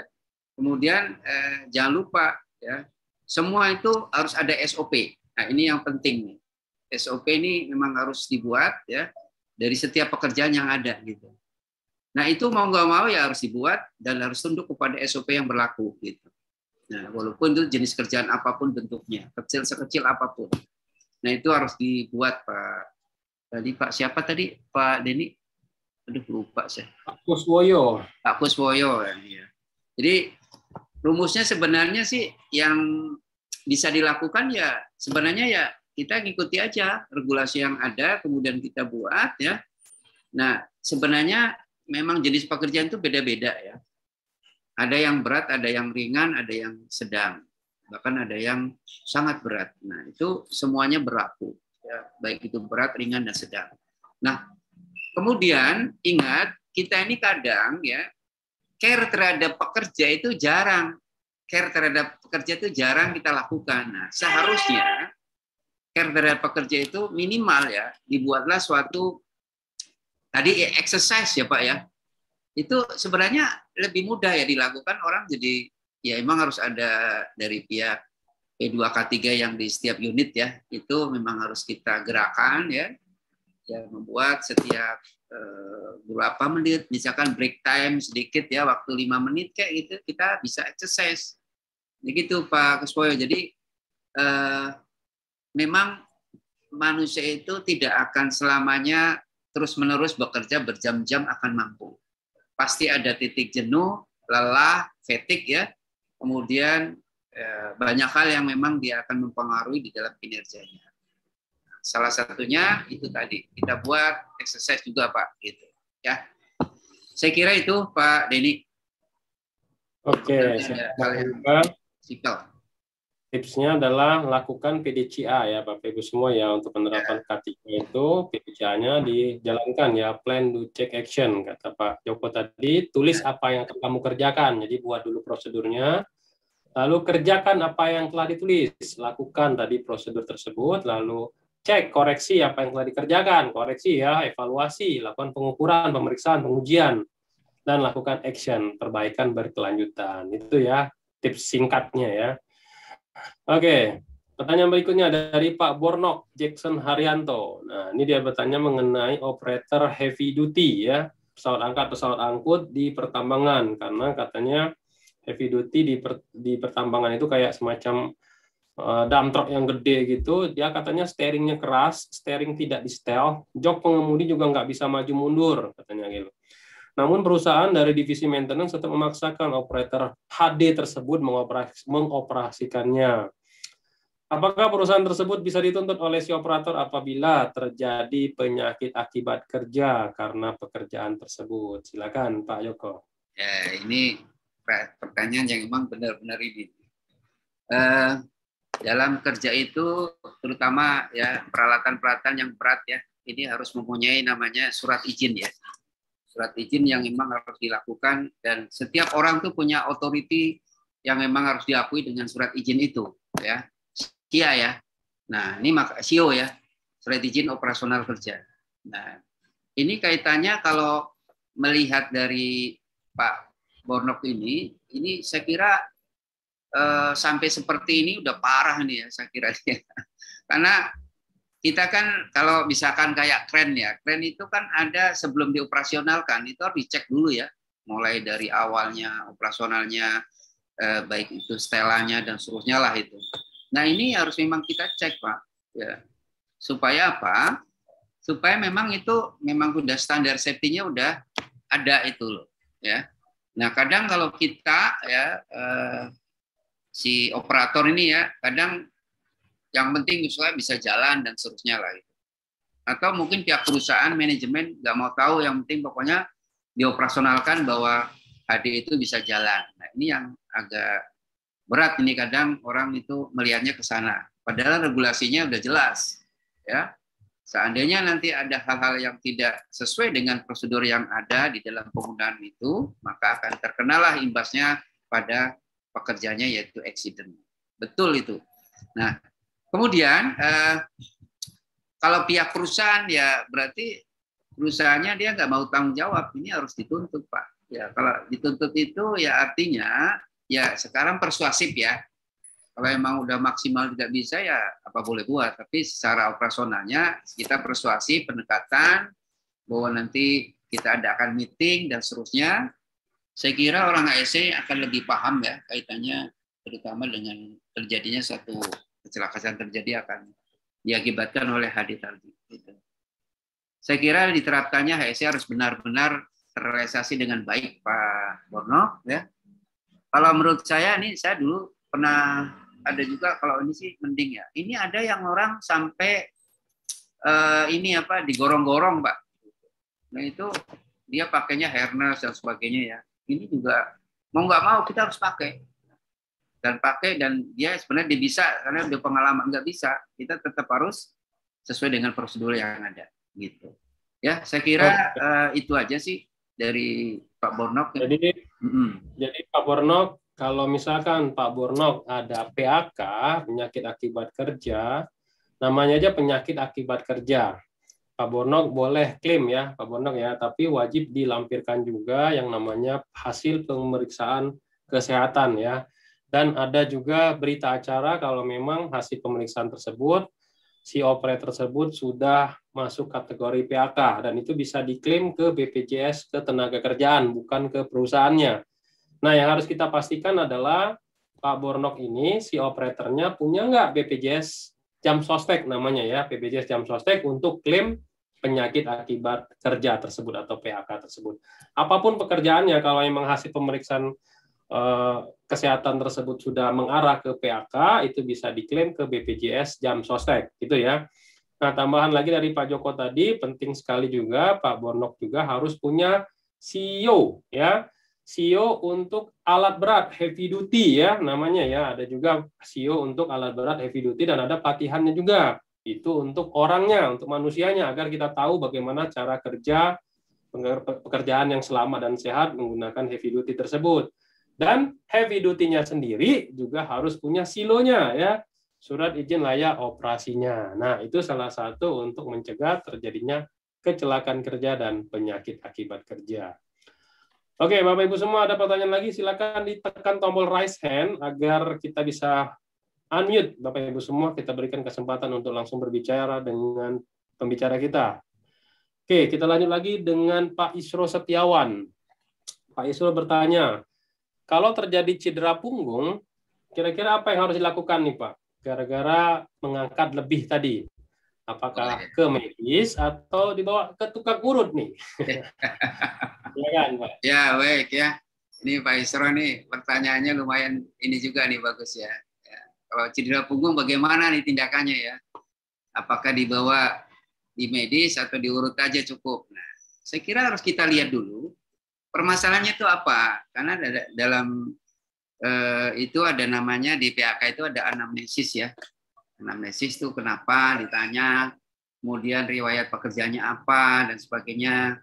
Kemudian nanti akan kita lihat benar enggak itu bahwa apa yang dilakukan oleh pekerja itu sakitnya benar-benar karena akibat kerja atau bukan ya. Nah, kemudian tidak semudah apa yang kita ini ya kita judge bahwa itu akibat dari pekerjaan, bukan itu.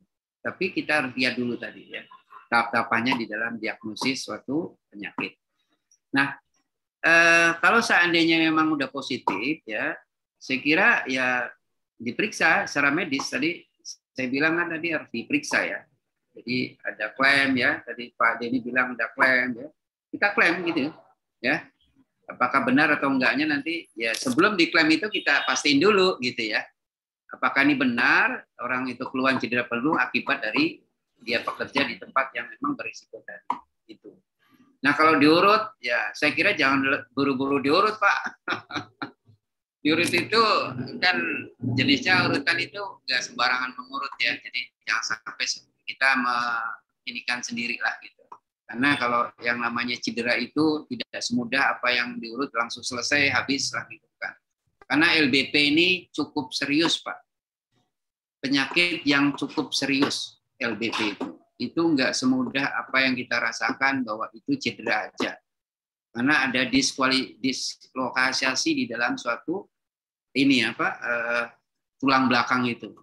Biasanya di cedera itu di nomor ke-32 ya, dari 32 ya, di antara itulah. 332 ke bawah itu banyak yang terjadi ya karena tadi dislokasi yang memang bisa jadi robek, bisa jadi tertumpuknya itu sehingga jadi bengkak dan sebagainya. Jadi nggak semudah apa yang diurut, Pak ya. Saya kira itu Pak Denny ya untuk Pak Isro ya. Oke, jadi Pak Isro kalau ada cedera punggung pertama lakukan dulu ya konsultasi dengan dokter ya yang memang tahu persis keadaan kita ya. Biasanya kalau perusahaan besar itu ada dokter perusahaan, nanti dirujuk ke rumah sakit atau dokter-dokter spesialis yang lainnya. Siapa tahu kena yang lain ya kalau langsung diurut tadi. Itu ya Pak Isro ya. Lalu kalau misalkan dari Pak Wahjuda bertanya, ya, kalau misalkan karyawan pasca COVID itu pengaruh nggak kira-kira ke manual handling? Oh ya ini sekarang lagi tren ya penyakit COVID nih kita nih ya. Baik Pak Denny, saya kira nih penyakit COVID kebetulan penyakit COVID ini kalau udah orang kena penyakit COVID itu hanya kalau dibilang tuh orang tuh udah nggak tahan lagi gitu. Jadi kalau orang pernah kena COVID itu kerentanannya berkurang Pak Denny. Ya, makanya orang memang harus ekstra hati-hati ya. Karena akan terjadi muncul lagi walaupun jadi udah divaksin, udah dan seterusnya itu nggak menjamin ya. Nah, kaitannya menangani manual handling ya yang tadi COVID itu. Saya kira lebih baik dipindahkan aja kalau menurut saya. Karena takutnya nanti imunnya itu akan berkurang karena memang udah berkurang ya imunnya. Karena suatu saat akan muncul itu COVID ya. Kalau seandainya imun kita akan turun. Berbeda dengan orang yang sama sekali tidak terkena COVID. Nah, saya kira udah aman-aman aja itu udah aman. Tapi kalau COVID ini sekarang ini pengaruhnya udah ke sana kemari di dalam organ tubuh kita ya. Dan itu hanya ya udah tiba-tiba nanti akan muncul lah gitu ya. Nah ini yang dikhawatirkan itu. Jadi diharapkan sih harusnya jangan berat-berat lah pekerjaannya. Ya harus dipindahkan ke tempat lain atau retensinya harus dikecilin Pak Denny. Ya ini dari orang-orang yang gejala COVID ya dari pasca COVID itu ternyata lemah gitu ya, udah lemah. Itu aja sih Pak Denny ya. Jadi kalau bisa ditempatkan tempat yang sedikit lebih ringan dari yang sebelumnya karena mungkin terkait dengan kondisi fisiknya yang sudah berkurang, apalagi kalau misalkan COVID-nya gejalanya sesak napas ya, Nah, itu berkurang ya, karena paru-parunya juga ada katanya bintik-bintik karena COVID. Oke, pertanyaan terakhir nih. Kalau kita sebelum kerja, apakah kita harus semacam olahraga kecil dulu nih, Pak? Supaya kita tidak cedera punggung dan lain-lain terkait dengan ergonomis ini. Silakan dari Bapak Ayumi Anggareksa Murti. Ya, baik Pak Denny. Ya. Baik Pak Ayumi Angga, ini ya, kaitannya pertanyaan yang kita kalau bekerja itu sebelumnya kita olahraga kecil nggak sih gitu ya. Saya kira ini aktivitas kerja itu ya nanti ada namanya exercise ya, itu setelah kita bekerja yang dialami selama kita bekerja beberapa jam kemudian. Nah, artinya untuk relaksasi sebenarnya sih, kalau kita ya kalau mau buat suatu pemalasan boleh aja sih, ya boleh aja beberapa menit lah gitu. Ya kalau kita sebelum mau renang ya Pak ya, misalkan ya kayak orang renang kan ya Pak ya, kita pemalasan dulu, ditekuk dulu kakinya, badan, dan seterusnya. Nah, kalau mau bekerja seperti itu, boleh-boleh aja, sah-sah aja. Ya, tapi retensi yang nanti kita melakukan kerja itu, ya setelah itu kita harus exercise, Pak, untuk mengurangi tadi ya, keluhan-keluhan atau cedera yang mungkin muncul. Jadi kalau menurut saya, ya memang perlu nanti setelah bekerja ya itu harus kita exercise Pak, gitu, relaksasi. Saya kira itu aja Pak Denny dari saya, ya kurang lebihnya saya mohon maaf ya, mudah-mudahan nanti kita bisa berdiskusi lagi. Saya kembalikan kepada Pak Denny. Oke, pertanyaan sudah habis. Ya, sebelum kita tutup, saya kembalikan lagi ke Pak Arif. Silakan Pak Arif. Baik, terima kasih Pak Joko dan juga Pak Denny. Luar biasa teman-teman semuanya. Walaupun ini bentar lagi mau lebaran, selalu hadir juga teman-teman semuanya untuk tetap menyaksikan belajar bersama kolega Media Tama. Baik, terima kasih semuanya sudah hadir pada kesempatan siang hari ini. Dan sebelum kita akhiri closing untuk webinar hari ini, mari sama-sama kita dengarkan terlebih dahulu closing statement dari pembicara kita, Bapak Agus Joko Susanto. Ya, baik, terima kasih banyak kepada para peserta, Bapak Ibu sekalian dan saudara-saudara sekalian yang diberkahi oleh Allah Subhanahu wa taala. Ya, kita dalam keadaan sehat walafiat sampai hari ini bisa kita melaksanakan ibadah puasa dan sampai nanti akhirnya kita bisa mencapai fitrah insya Allah. Amin. Dan saya harapkan ya, tegakkanlah safety and health di tempat kerja. Tanpa adanya safety and health maka kita akan terjadinya suatu kecelakaan. Sehingga kalau kita mengacu pada agama itu ya, bahwa keselamatan itu sebenarnya udah penting banget gitu. Keselamatan dalam bidang apapun. Nah, itu yang statement saya yang agak bermanfaat. Mudah-mudahan nanti apapun yang kita harapkan ya, dengan kita menginginkan semua itu sesuai dengan ranah dan niat yang baik untuk kedepannya supaya kita bisa selamat dari pekerjaan, dari kecelakaan. Saya kira itu yang bisa saya sampaikan. Kurang lebihnya saya mohon maaf dan selalu bersyukur ya, terutama bersyukur. Sehat walafiat sampai hari ini. Amin, amin ya rabbal alamin. Terima kasih Pak Denny dan Mas Arif. Oke, baik. Terima kasih Pak Joko, luar biasa materinya hari ini. Dan Pak Joko juga jangan dulu kemana-mana, kita masih tetap stay dulu di sini sampai kita akhiri closing. Baik, terima kasih teman-teman semuanya sudah hadir pada kesempatan sore hari ini, ya. Dan inilah saat yang ditunggu-tunggu. Sebelum kita closing, kita akan sama-sama informasikan siapakah yang akan menjadi pemenang door prize sertifikat RI. Dan kalau misalkan teman-teman ada namanya, silakan langsung klik raise hand ya, karena nanti supaya terlihat siapakah yang mendapatkan door prize sertifikasi auditor SMK 3 dari Kemenaker RI. Oke. Kita putar siapakah yang akan mendapatkan. Oke, siapakah yang akan mendapatkan door prize sertifikasi auditor SMK 3 Kemenaker RI? Selamat kepada siapa nih ya? Sudah muncul belum ya? Selamat kepada, ini agak nge-lag nih di saya nih. Udah muncul belum Pak Denny di sana? Belum. Oke ya. Selamat. Belum muncul. Oh, belum Belum. muncul. Oke. Jadi memang sinyal memang kurang bersahabat. Oke, selamat kepada atas nama Cindy Fadilah Murianto. Apakah ada? Tidak ada. Cindy Fadilah. Tidak ada. Oke, diulang lagi. Oke. Kita putar lagi sekali lagi. Tidak ada. Kita putar lagi. Ya, sudah proses pemutaran. Siapakah yang akan mendapatkan satu buah door prize sertifikasi auditor Senilai 4,5 juta. Dharma Sakti Maulana. Apakah ada? Tidak ada. Tidak ada lagi Dharma Sakti Maulana. Wah, sayang sekali nih. Kita putar lagi sekali lagi. Training auditor Oke. nih 4,5 juta ya Bapak Ibu semua ya. Oke. Ini mendapatkan jutaan rupiah. Daryadi, apakah ada Firman Daryadi? Tidak ada. Tidak ada. Tidak ada, Pak. Juga. Tidak ada. Waduh, sudah 3 kali kita putar. Kita putar sekali lagi. Selamat kepada, atau jangan buat saya aja kali ya. Alif tadi. Selamat kepada Dindia Lutfiah Faizah. Ada. Ada? Ada Pak Denny? Ada. Ada. Ada. Oh, ada ya? Oh, tidak ada. Ada. Ada kok. Oh, ada. Oke, selamat kepada Dinda Lutfiah Faizah mendapatkan door prize sertifikat oleh Media Tama Academy. Baik, terima kasih banyak teman-teman semua yang sudah hadir di kesempatan siang hari ini. Dan jangan lupa untuk hadir kembali di webinar kolega Sabtu depan setelah Lebaran di tanggal 7.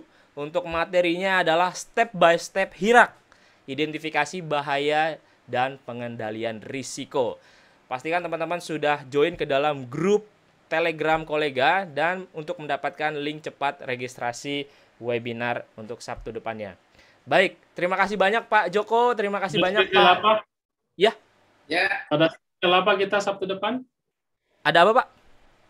Ada spesial apa kita Sabtu depan? Oke, untuk pekan depan kita ada spesial khusus sertifikasi ahli K3 umum mendapatkan diskon 50%. Jadi buat teman-teman yang besok ikutan ya, yang minggu depan ikutan, kita akan berikan diskon ahli K3 umum 50% lagi ya. Buat teman-teman ya. Untuk berapa orang? Nah, untuk berapa orang nih ya? Untuk 1 orang ya Pak Denny ya? Untuk 5 orang. Untuk 5 orang. Tadi sih kira untuk 1 orang, ternyata untuk 5 orang. Nah, teman-teman semuanya. Kalau untuk tanggal 2 sampai tanggal 3, 50% itu hanya untuk yang tercepat registrasinya ya.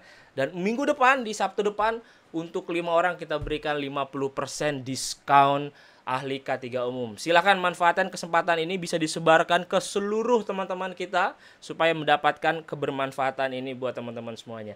Terima kasih Pak Joko, terima kasih Pak Denny, terima kasih juga teman-teman semuanya. Kami mengucapkan minal aidin wal faidin, mohon maaf lahir dan batin dari kami. Pak Denny, Pak Masari. Ya, dari kami kolega Media Tama mengucapkan selamat di hari kemenangan nanti. Mudah-mudahan kita bisa berkumpul keluarga bersama-sama dan mudah-mudahan bisa kembali lagi ke rumah masing-masing yang sedang mudik. Bisa bertemu lagi bersama rekan-rekan kerjanya lagi ya. Dan bisa kembali menerapkan apa yang sudah kita sama-sama belajar di kolega Media Tama. Baik, terima kasih banyak Pak Joko, Pak Denny. Saya Arif Purwadana. Semuanya. Saya Denny. Dan pembicara kita Bapak Joko. Ya. Wabillahi taufiq wal hidayah. Wassalamualaikum warahmatullahi wabarakatuh. Waalaikumsalam warahmatullahi wabarakatuh. Selamat sehat selalu Pak Denny, Mas Ari. Terima kasih Pak Joko, teman-teman semuanya. Salep ya. Salep ya. Iya Pak. Terima kasih Pak.